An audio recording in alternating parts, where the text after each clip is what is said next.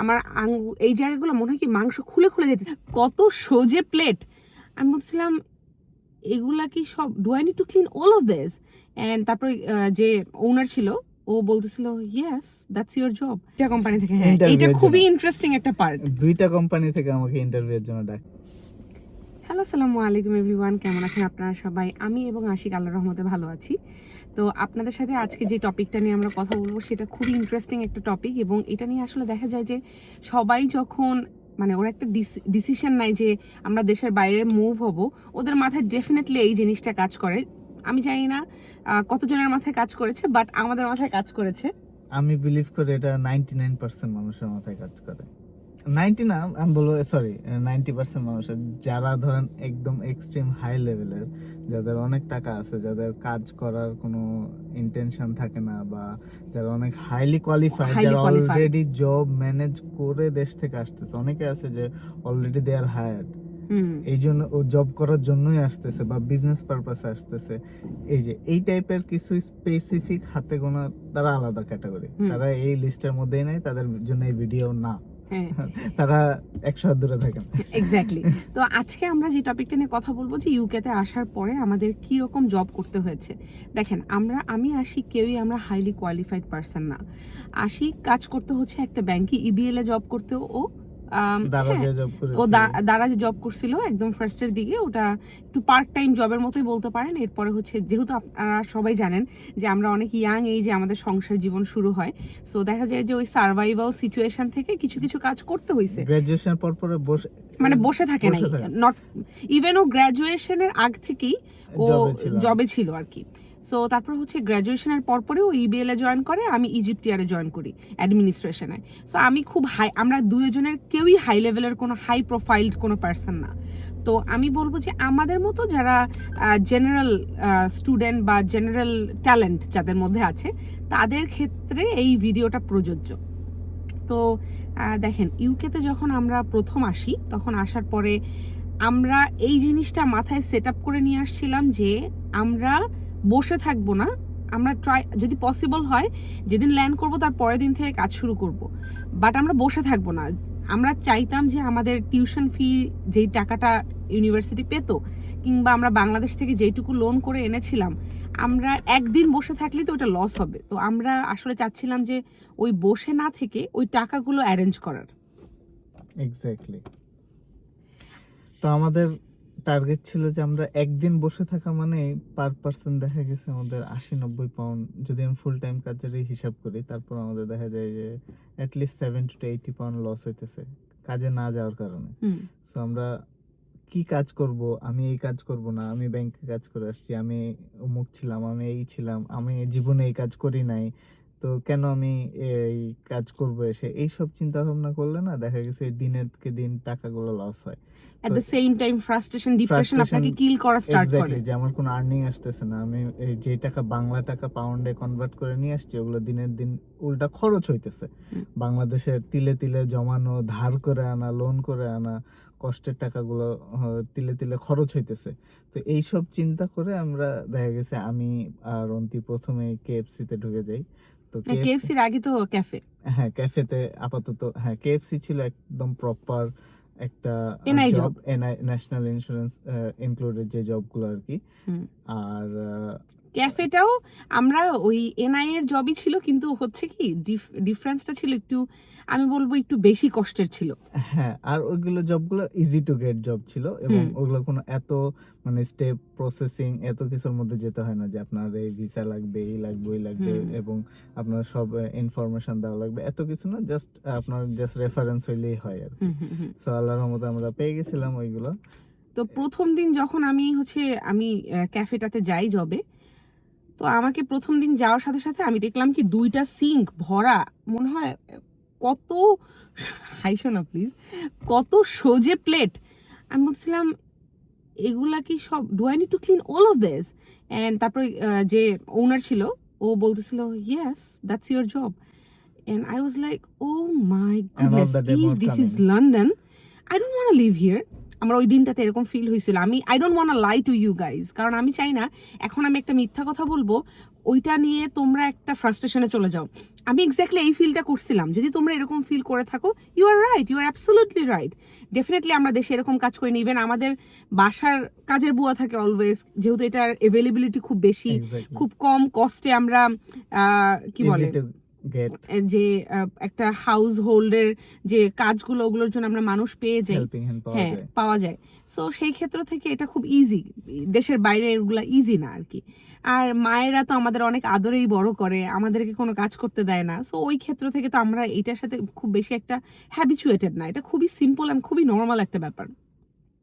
And তারপরে আসি, আমি ওই সবগুলা ক্লিন করার পরে দেখলাম কি আমার হাতের আঙ্গুলের এই জায়গাগুলা সবগুলা মানে থাকে না অনেকক্ষণ পানির ভিতরে হাত রাখার কারণে আমার এই জায়গাগুলো মনে হয় কি মাংস খুলে খুলে যেতেছে, এরকম একটা হাতের অবস্থা হয়ে যায়। ওটা ছিল একে ছিল গরম পানি, তারপর হেভি ডিউটি ডিশ ওয়াশার ছিল, হেভি ডিউটি সোপ ছিল, ডিশ ওয়াশিং যে ব্লিচ থাকে ওটাও ছিল। ব্লিচটাই আপনার স্কিন গুলো নষ্ট করে দেয় হাতে। আর আমার স্কিন নরমালি অনেক সেনসিটিভ, আপনারা যারা আমার ভিডিও দেখেন জানেন আমি মেকআপও ইউজ করতে পারি না। আমার স্কিন, আমি নরমালি একটু জনসনের লোশন আর একটু হালকা পাউডার দিতে পছন্দ করি। সো দেখা গেছে আমার স্কিন এভাবে ইউজ টু উইথ দ্যাট। তো আমার এই আঙ্গুলগুলোর এদিকে এদিকে রক্ত জমে জমে জমে জমে যাইতো, বিভিন্ন জায়গায় রক্ত জমে জমে যাইতো। তো আশিক বলতেছিল জব করা দরকার নেই, লাগবে না, আমি একা কাজ করব।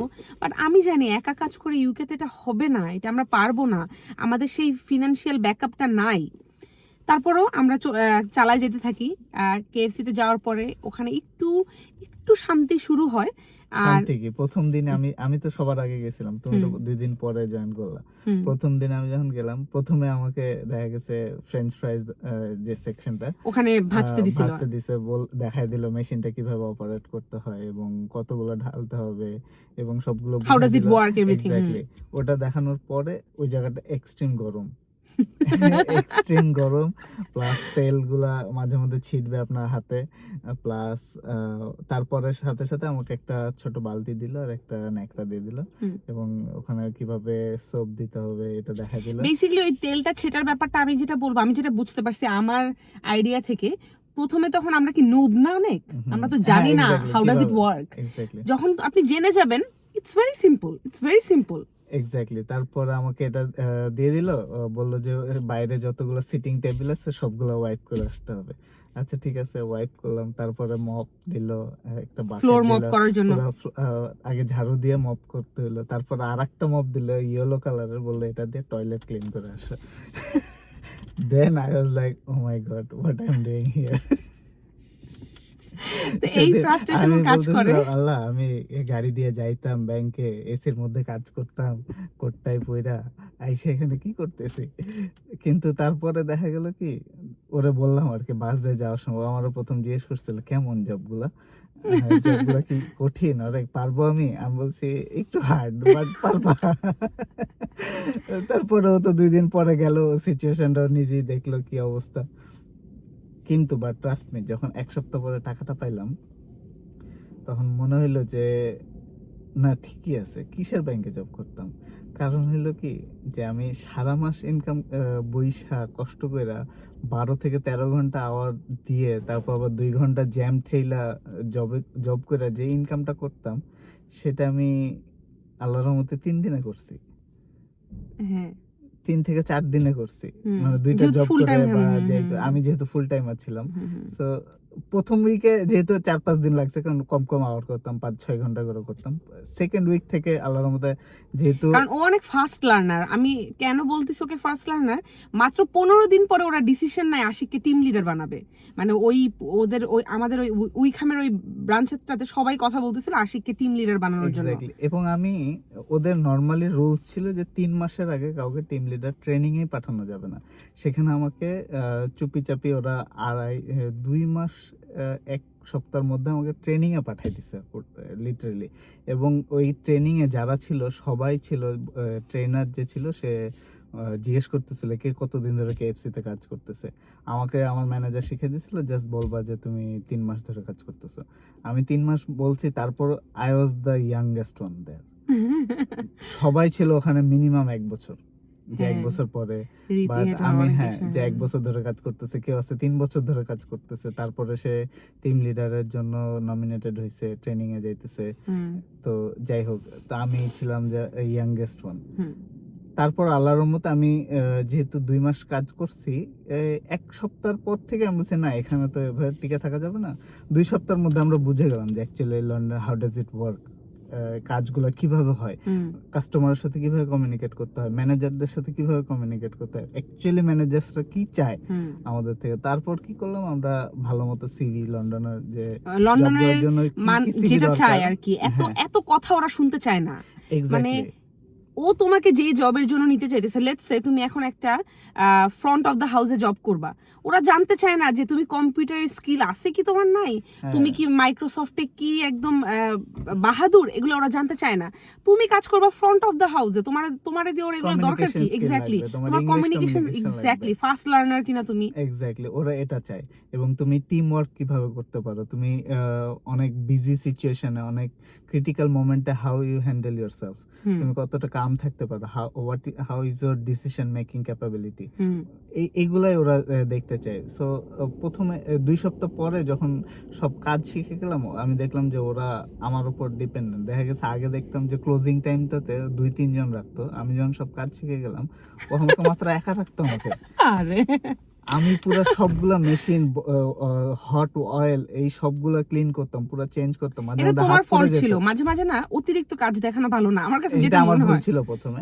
যাই হোক, পরে দেখা গেছে কি ওই পুরা ফ্লোর পানি দিয়ে ধুইতে হতো, পানি ঢেলে দিতে হতো, পানি এরকম। ঢেলে পুরো একদম বড় যে ব্রাশ গুলো, Every Sunday, right? হ্যাঁ পুরো ফ্লোর গুলো ধুইতে। আর নরমাল রেগুলার ডেতে তো পুরাটা স্টোর Cleaning ক্লিন থাকতোই। করতেই হইতো লাস্টে। হুম। তো পুরা জুতা টুতা ভিজে যেত, মোজা টোজা। ওই সময় পা দিয়ে এত গন্ধ হইতো আল্লাহ।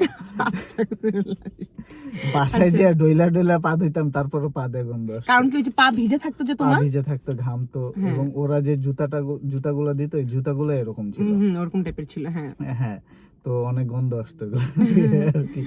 তো এই কাজগুলো করার পর আমি বলছি না এখানে তো বেশি দিন কাজ করা যাবে না, এত ঘন্টা কাজ করতেছি, তারপর স্যালারি দেখা গেছে অতটা মানে না, কারণ মিনিমাম পে তখনের পাইতাম জন্য আমরা। ঠিক ছিল, বাট হ্যাঁ। আমাদের তো মাথায় টার্গেট, যে we আমাদের have আর to 4 grow. মাসের মধ্যে 5 মাসের মধ্যে টিউশন ফি দিতে হবে। যদিও আমরা এর মানে 4 মাসের মধ্যেই কভার করে ফেলছিলাম, আমাদের কাছে আরো 2 মান্থসের মতো টাইম ছিল। তো তখন বলো, হ্যাঁ আমাদের কাছে টাইম ছিল, এবং আমাদের কথা হলো আমাদেরকে গ্রো করতে হবে, আমরা এক জায়গায় কেন স্টাক থাকবো। আমি অলরেডি, আমার কাছে কনফিডেন্স চলে আসছে, ওর কাছে কনফিডেন্স চলে আসছে যে হ্যাঁ আমরা আমাদের কাজগুলো বুঝে গেছি, এইখানে কি কি কাজ চাই। আর তখন আমি বুঝতেছি যে আমি ট্রাই করছিলাম অনেক জায়গায়, টু বি অনেস্ট, ব্যাংকগুলোতে এগুলোতে, কিন্তু দেখলাম কি ব্যাংকের থেকে এই হসপিটালিটি কেন তোমাকে তো ইন্ডাস্ট্রিতে একটা ব্যাংক ডাক, sorry as I said before in my Facebook, আম্মু যখন ফোন দেওয়া শুরু করে এমন ভাবে ফোন দিবে আপনারা পাগল বানায় ফেলবে। তো আম্মুর ফোন আসছিল, তো এখন আমরা আবার শুরু করতেছি। তো ব্যাংক থেকে ওকে ডাকছিল।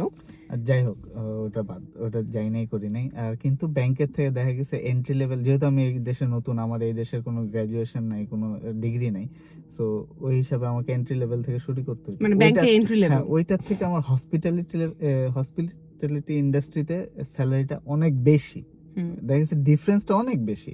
আমি এই জন্য ওই দিকে, ওই সেক্টরে আর যাওয়ার কোনো ইন্টেনশনই ছিল না আমার আর। তো পরে আমি চেষ্টা করতে থাকি হোটেলগুলোতে, যদিও প্রথম থেকে আমার হসপিটালিটি নিয়ে, ট্যুরিজম নিয়ে আমার অনেক ইন্টারেস্ট ছিল, যদিও আমি ফাইন্যান্সে গ্রাজুয়েশন করছি, তারপর আমার আগে থেকে এই ইন্ডাস্ট্রিটাতে অনেক ইন্টারেস্ট ছিল আগে থেকে। তারপর এই জন্য আমি চিন্তা করলাম যে না, আমি দেখলাম জব পোস্টগুলোতে, ভ্যাকেন্সিগুলোতে যে অনেক স্যালারি বেশি থাকে এগুলোতে, তো আমি অ্যাপ্লাই করা শুরু করলাম। প্রথম 2 থেকে 3 সপ্তাহ যখন কেএফসিতে কাজ করার পর থেকে আমি শুরু করলাম।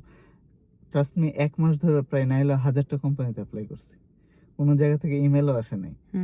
হ্যাঁ, লাস্ট 1 মাস পরে, তারপর আমি থেমে থাকি নাই, করতেছি লাস্টে মাত্র 2টা কোম্পানি থেকে আমাকে ওকে ডাকছে। 2টা কোম্পানি থেকে, হ্যাঁ এটা খুবই ইন্টারেস্টিং একটা পার্ট। 2টা কোম্পানি থেকে আমাকে ইন্টারভিউয়ের জন্য ডাকছে।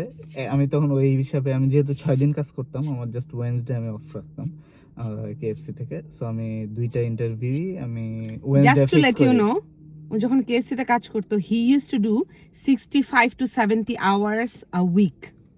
হ্যাঁ, তো 6-7 অনেক আওয়ার করতাম, মানে পাগলের মতো আওয়ার করতাম, কারণ টাকা লাগবে। 4 মাসের মধ্যে টিউশন ফি দিতে হবে, দেশে লোন আছে, অন দ্য আদার এমন না যে দেশের লোনগুলোর জন্য আমাদেরকে প্রেসার দিচ্ছিল, বাট আমরা আমাদের প্রেসার ছিল। এক্স্যাক্টলি, আমি কেন লোন নিয়ে আমি আমার মতো লাইফ কাটাবো আর কি। লোনটা তো আগে তাদের অধিকার আছে, হক আছে। আমি এই জায়গাটাতে কখনো মানুষের টাকা নিয়ে আমার কখনো ঘুম আসে না।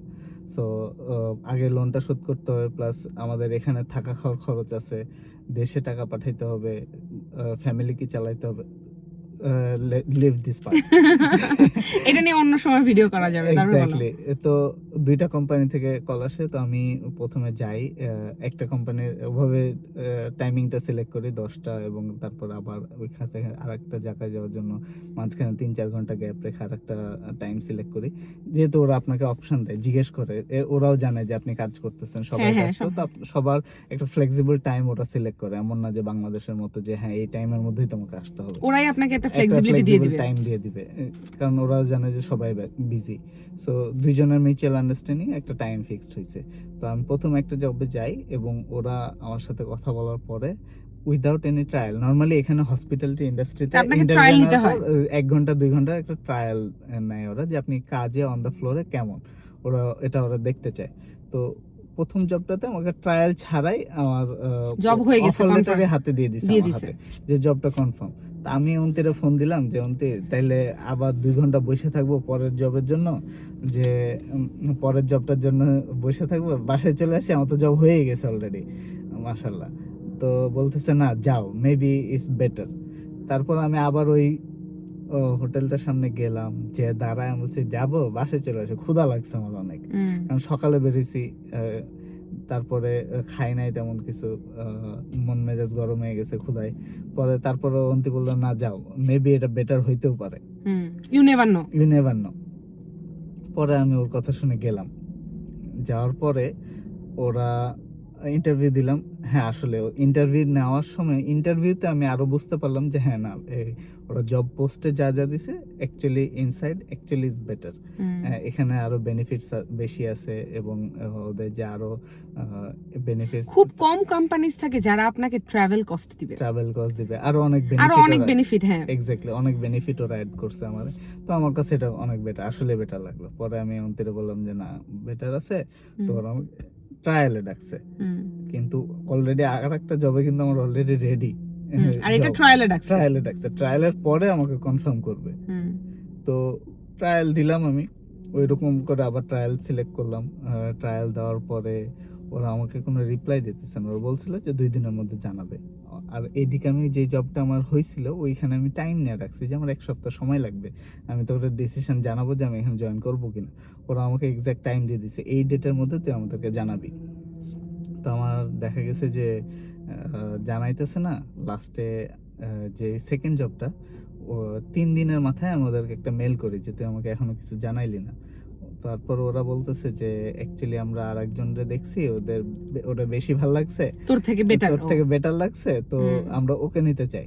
পরে আমি অন্তি আবার বললো যে না, এভাবে কেন মানবা তুমি, অলরেডি ওরা একটা টাইম দিছিল, যেটার কারণে ওটা ব্রিচ করছে, কিন্তু কথা দিয়ে কথা রাখে না, এটার এগেইনস্টে তুমি ওদেরকে একটা মেল করো যে তুই আমার কথা দিয়ে কেন আমাকে তুমি কমিটমেন্ট কেন দিলা যে 2 দিনের মধ্যে জানাবো। এইটা তো মেইলটা আমরা দুজনে মিলে লিখছি। হ্যাঁ, তখন ও আমারে বললো যে না, তুমি এভাবে অ্যাকসেপ্ট করো না, কারণ আমাদের টার্গেট হইতেছে এটা বেটার, আমাকে এখানেই ঢুকতে হবে। হ্যাঁ, যেহেতু ও তো আরেকটাতে যাইতেই পারে। হ্যাঁ, ওটা এমন না যে খুব খারাপ, এটা একটু বেটার। তো আমার কাছে এই জিনিসটা, আমারও ইচ্ছা হয়েছে যে না, এই কোম্পানিতেই ঢুকি। তো পরে আবার ওর কথা শুনে আমি মেল করলাম যে আমার তো এরকম তোর জন্য ওয়েট করতে করতে তুই আমার 4 দিন 5 দিন লাগাই দিলি। আমি তোকে ইন্টারভিউতে আগেই বলছিলাম ট্রায়ালের দিনই যে আমাকে এত 2 দিনের মধ্যে জানাইলে আমার ভালো, তুই আমার কথা দিছিলি 2 দিনের মধ্যে জানাবো, কারণ আমার অলরেডি আরেকটা জায়গায় জব কনফার্ম। আমি যদি দেখা যায় যে এইসব কোম্পানিজ গুলা এইসব জিনিসগুলোকে খুব ভয় পায়, লিগ্যাল ইস্যু হইতে পারে, এটা নিয়ে আমরা স্টেপও নিতে পারতাম। এক্স্যাক্টলি, এইজন্য ওরা এগুলো নিয়ে অনেক সেনসিটিভ, ওরা সিনসিয়ার এগুলো নিয়ে ওরা। তো আমি যখন ওদেরকে বললাম যে তোমরা এরকম কেন করলে, আমার তো ওই জবটা হাত থেকে সুন্দরভাবে ফর্মাল ওয়েতে, হ্যাঁ তোমার জন্য ওয়েট করতে করতে আমার ওই জবটা হাতছাড়া হয়ে গেল, আমি তো এখন বিপদে পড়লাম তোমার কারণে। তারপরে আবার ওরা রিপ্লাই দিল আই থিংক আমরা যেহেতু আই থিংক তুমি ভালো করছিলা, তো we can give a try with you, যে 3 মাস তুমি আমাদের সাথে 1 মাস কাজ করতে পারো, যদি আমাদের ভালো লাগে আমরা তোমার প্রোবেশন পিরিয়ড আরো বাড়াই দিব এবং তোমাকে তো প্রফেশনে মাত্র কয়েকদিন রাখছিল, সাথে সাথে পার্মানেন্ট করে ফেলছিল। পার্মানেন্ট আমরা তোমাকে লাগে পরে করব, কিন্তু আপাতত ঠিক আছে, তুমি যেহেতু আমরা ওই মেইলটা করছিলাম, যেহেতু আমাদের এন্ড থেকে একটা মিস্টেক হয়েছিল, তো হ্যাঁ ঠিক আছে, ইউ ক্যান জয়েন। তারপরে আলহামদুলিল্লাহ আমি কেএফসি তে 2 সপ্তাহ নোটিশ দিয়ে ওখানে জব শুরু করে দিলাম। তারপরে কেএফসি যখন ছাড়ে তখন ওখানকার জেনারেল ম্যানেজার আইসা আশিককে বলছিল, কি বলছিল, যে তোমাকে যদি আমি 50 পেন্স বাড়ায় দেই এবং যদি তোমাকে আরো আওয়ার লাগে, তোমার টাকা লাগবে আরো বেশি, তোমাকে যদি আরো বাড়ায় দেই তাহলে কি তুমি আমাদের সাথে থাকবা? আমি বলছি, না, এখানে আমি যতই আওয়ার করি ওখানে আমার কম কাজের থেকে আমার টাকা বেশি ওখানে। তো ওখানে 70 আওয়ার্সেও যা পাইতো এখানে মনে হয় 35-40 তে সেটা পাইতো। 35, হ্যাঁ। প্রথম উইকে কিন্তু বেশি আওয়ারই করি নাই, কারণ ওকে দিত না।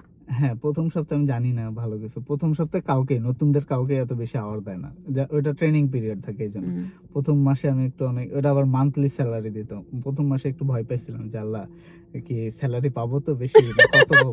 লাস্টে দেখলাম এত কম আওয়ার করার পরেও কেএফসি থেকে অনেক বেশি টাকা পেয়েছি আমি, তো যাই হোক ভালো লাগলো। লাস্টে এখানে আবার 4 মাস থাকার পরে আল্লাহর রহমতে আমাকে একটা অপরচুনিটি আসলো, সুপারভাইজার ফ্লোর ম্যানেজারও হয়ে গেলাম এখানেও। আচ্ছা, এটা নিয়ে পরে এক সময় কথা বলবো। যেহেতু অন্তি বলছে, আসলে ওয়েটার থেকে বারটেন্ডার থেকে সিনিয়র ওয়েটার থেকে তারপরে সুপারভাইজার হইলাম, খুব ফ্লোর ম্যানেজার। হ্যাঁ, এখন আমরা এই টপিকে আজকে আপনাদের সাথে শেয়ার করলাম জাস্ট বিকজ এই জন্য অনেকে মনে করেন হয়তোবা অন্তি আপু আর আশিক ভাইয়ার লাইফটা কি সুন্দর, গাড়ি দিয়ে ঘুরে দেশ বিদেশ ঘুরে বেড়ায়। কেএফসি তে করতে করতে মাঝখানে ও তো যেহেতু স্টুডেন্ট ছিল ক্যাফেতে জব করতো, তো আবার হাত পুরায় ফেলছিল একটা ক্যাফেতে জব, ওই জায়গাটা অনেক, আমি চাই না আমার হাতের ডিফারেন্স আপনারা এখন বুঝতে পারবেন না, কারণ অনেক এই ভালো জায়গাটা একটা পুরো বার্ন হয় মাংস। আমি ওইটার একটা ছবি আমার অলরেডি ফেসবুকে দেওয়া আছে, আমার এইটুকুর মাংস ছিল না, একদম এইটুকুর। হ্যাঁ, এখন আমি জানি না, এখন মনে হয় ওটা আরেকটা ক্যাফে ছিল, আলবেনিয়ান ক্যাফে, ওরা অনেক স্ট্রিক্ট। আমার গরম পানি হাতে ডুবে গেছিল এবং ওইটার নাম দিছি আমরা আর্মি ট্রেনিং সেন্টার, কারণ ওরা অনেক রুড, অনেক বাজে বিহেভ করতো। কিন্তু আমি আশিককে এগুলো বলতাম না, কারণ আশিককে এগুলো বললে আশিক আমাকে জবে যাইতে দিবে না, তখন আমাদের টাকা জমবে না বা আমরা টাকা সেভ করতে পারবো না। তো ওই কথা আমি আশিককে বলছি হচ্ছে ওই জব ছাড়ার পরে। হ্যাঁ, আর যেদিন হাত পড়ছিল ওই দিন বলছিলাম এটা আমার ফল্ট ছিল, এটা আসলে আমার ফল্ট ছিল না, এটা ওদের ফল্ট ছিল। যাই হোক, এরকম অনেক স্ট্রাগল ছিল। তো দেশের বাইরে বিদেশে এত ঘুরি ফিরি, এই জীবনটার জন্য কিছু একটা সময় অনেক স্যাক্রিফাইস করার কারণে হয়তো বা জীবনটা এখন এরকম।